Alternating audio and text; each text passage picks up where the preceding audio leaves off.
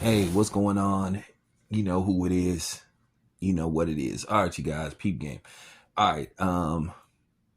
I don't want to get too much into political logistics and all that situation. I don't want to get into the whole left versus right, red versus blue. And no, I'm not talking about Crips and Bloods, the other red versus blue pertaining to politics. Ironic, huh? So, with that being said, you know, um, I stand corrected once again. I was one of the few people who had the guts to say what it truly was when it pertained to the whole Caitlyn Clark versus Angel Reese. The proof is not in the pudding. The proof is in the comment section.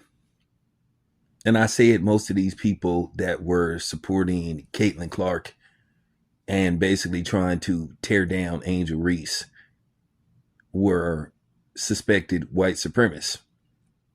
And basically, they showed their true colors and their true intentions for, basically Caitlyn Clark by instantly turning on her when allegedly she endorsed Kamala Harris. So basically, now they have turned on her. And I think I've said this several occasions. I've said this for a while. This is why athletes should not publicly endorse a presidential candidate. All they should say is go vote. Angel Reese played the smart by just wearing a shirt saying vote. She just said, I'm not going to tell you who to vote for, just go vote. That's what I would do.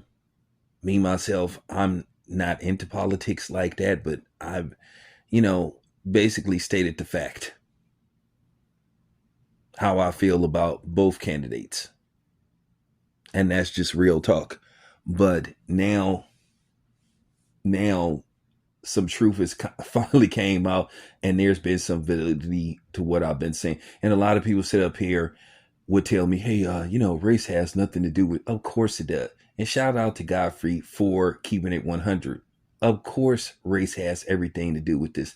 Race sells, especially if it pertains to vilifying the black man or the black woman against, well, basically any other race.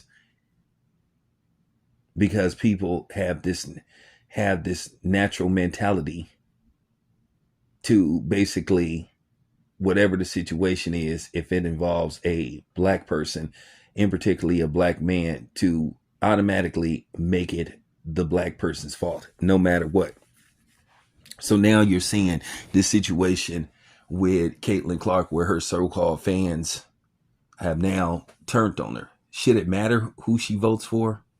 You wasn't a fan to begin with. To sit up there and just say that basically now that she's pretty much revealed who she's endorsing, now you don't want to have nothing to do with her. Which means at the end of the day, you were never fans. You just was some white racist that was using the hype and that, jumped on the hype train just to use Caitlyn Clark to belittle and demean black female basketball players and basically attack Angel Reese. And if I was Angel Reese, I wouldn't accept you as jumping on my bandwagon because you pissed off at Caitlyn Clark. Stay where you are. Don't support me now. And that's real talk. But I find this rather amusing because I stand right again. How many times I've spoke on these particular subjects, and race specifically plays a role in boxing. That's just fact. And when you get people that want to play stupid and have the audacity to say this doesn't have anything to do with race, they're being disingenuous. And I'm just going to tell you, whether they're black, whether they're white, whether they're another form of non-black, and they say race doesn't play a role in boxing when clearly it does, they're just a liar and a coward.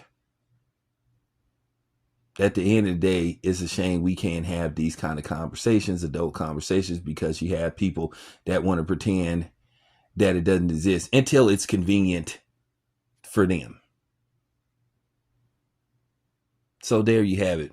this comes to no surprise to me. I'm not surprised by this because I've been talking about this for years. You know, while everybody else want to pretend that it doesn't exist, it's out there and it's blatantly in the open. So there you have it. It's your boy Town. I'm out.